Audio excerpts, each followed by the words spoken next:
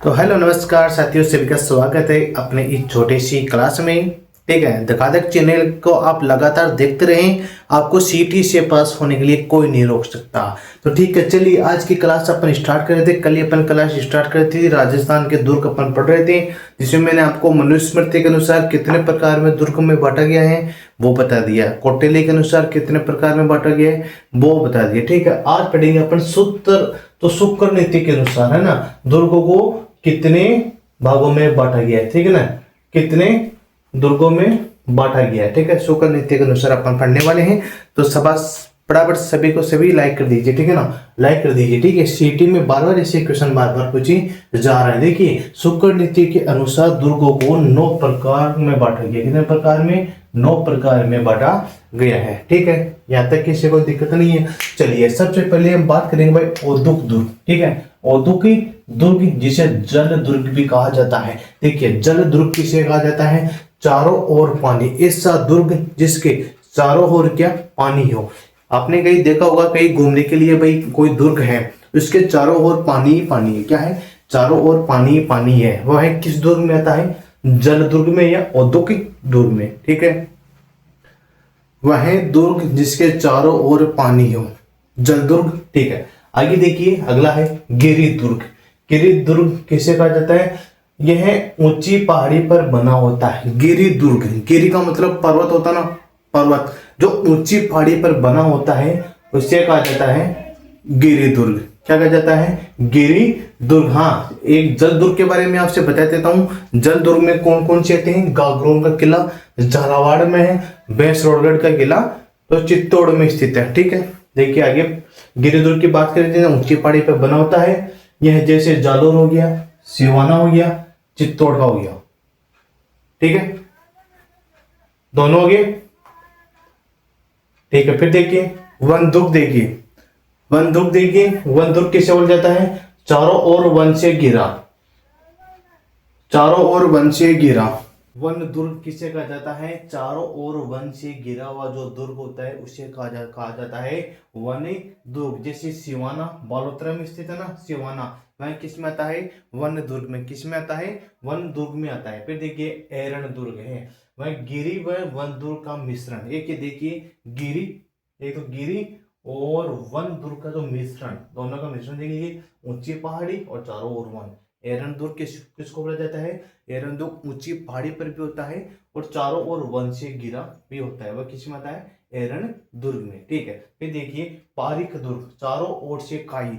जिस दुर्ग के चारों ओर खाई होती है ना, उसे बोला जाता है पारिक दुर्ग। जिसमें भरतपुर आ गया, बीकानेर आ गया, चित्तौड़ आ गया और नागौर गया, ये सभी किस में आते हैं? पारिक दुर्ग में आते हैं। एक देखिए पारिद, पारिक और पारिद, चारों ओर दीवारें, चारों ओर जिसकी दीवारें होती है, परकोटा होता है, बड़ी बड़ी दीवारें होती है, वह किस में आता है? पारिद दुर्ग में। परिधि होती है ना चारों ओर, परिधि। ठीक है, जैसे परिधि होगी, ये परिधि होगी, बीच में क्या हो गया? कोई दुर्ग हो गया, तो जिसके चारों ओर मोटी मोटी दीवारें होती हैं जिसे बोलते हैं परकोटा, वह किस में आता है? पारिद दुर्ग में आता है। जिससे चित्तौड़ हो गया, जालोर हो गया, बीकानेर हो गया, जैसलमेर हो गया और लोहागढ़ का किला हो गया, ये किस में आता है? पारिद दुर्ग में। किस में आता है? पारिद दुर्ग में। फिर देखिए दानवन दुर्ग, इसमें जो मरुस्थल से घिरा दुर्ग, जिसके चारों ओर क्या हो? मरुस्थल हो, चारों ओर क्या हो? मरुस्थल हो, इसे क्या बोलते हैं? दानवन दुर्ग बोला जाता है। जैसे सोनारगढ़ का किला कहाँ स्थित है? जैसलमेर में। सोनारगढ़ का किला किस में आता है? दानवन दुर्ग। क्यों आता है?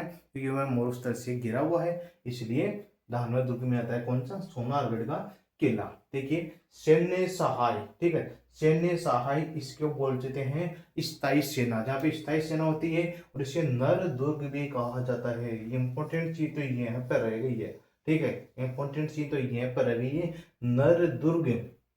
ठीक है, नर दुर्ग के बारे में बार बार बोला जाता है। ये देखिए चित्तौड़गढ़ का किला है, गागरोन का किला है, सिवाना का किला है, ये सभी किस में आते हैं? नर दुर्ग में। किस में आते हैं? नर दुर्ग में। ठीक है, अपना लास्ट बचा है स्थल दुर्ग, समतल भूमि पर बना। स्थल मतलब कि समतल भूमि पे, जो नीचे जमीन पे बना दुर्ग है, जिसके चारों ओर कोई भी नहीं है, केवल समतल भूमि है, ना तो कोई मरुस्थल है, ना कोई खाई है, ना कोई जल है, और ना ही कुछ कांटे आटे वगैरह कुछ भी नहीं, बिल्कुल समतल भूमि पे बना हुआ है। उससे स्थल दुर्ग में आते हैं। तो कौन कौन सा दुर्ग आता है, देखिए स्थल में चित्तौड़ आ गया है, जालोर आ गया है और सिवाना दुर्ग आ गया है। ये सभी के सभी किसी में आते हैं, जो स्थल दुर्ग में आते हैं। ठीक है, अपन की इतनी बात होगी। तो 9 प्रकार के मैंने आपको बता दिए हैं। ठीक है, जल्दी से आप एक बार पढ़ लीजिए इनको। ठीक है ना, जल्दी जल्दी पढ़ लेंगे एक बार। चलिए चलिए ये बताइए, 2013 की विश्व धरोहर सूची में राजस्थान के कितने दुर्ग शामिल किए गए हैं? 2013 की विश्व धरोहर सूची में, 2013 की तो विश्व धरोहर सूची में कितने दुर्गों को सम्मिलित किया गया है? 2013 के अनुसार कितने दुर्गों को विश्व धरोहर में सम्मिलित किया गया है? तो याद रखना 6 दुर्ग। कितने दुर्ग? 6 दुर्गों को सम्मिलित किया गया है।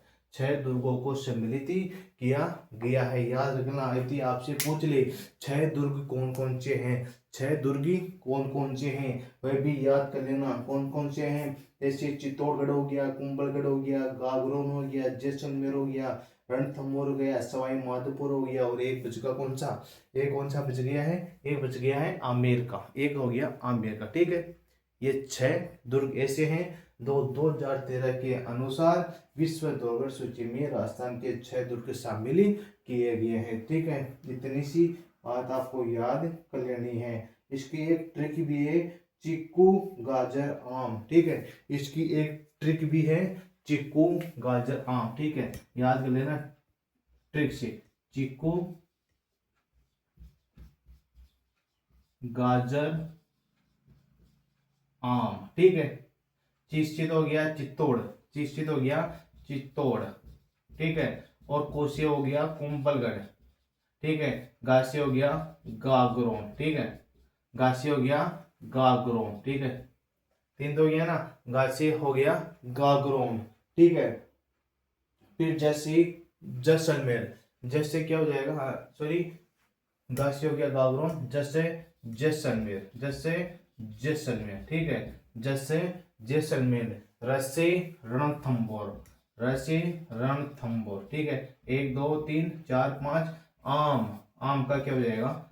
आमेर, आम के क्या हो जाएगा? आमेर। ठीक है, आज से क्या हो जाएगा? आमेर। ठीक है, ये अपनी सेकंड क्लास कंप्लीट हो चुकी है।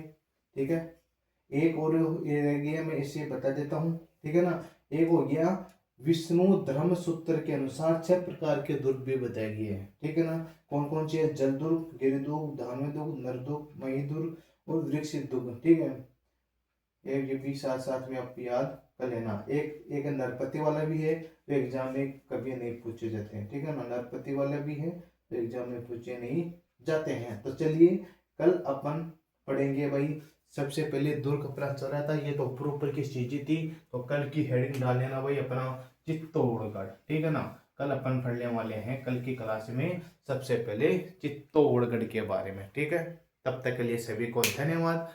बन रहे लगातार अपनी कलश के साथ। धन्यवाद। जय कृष्णा, राधे राधे।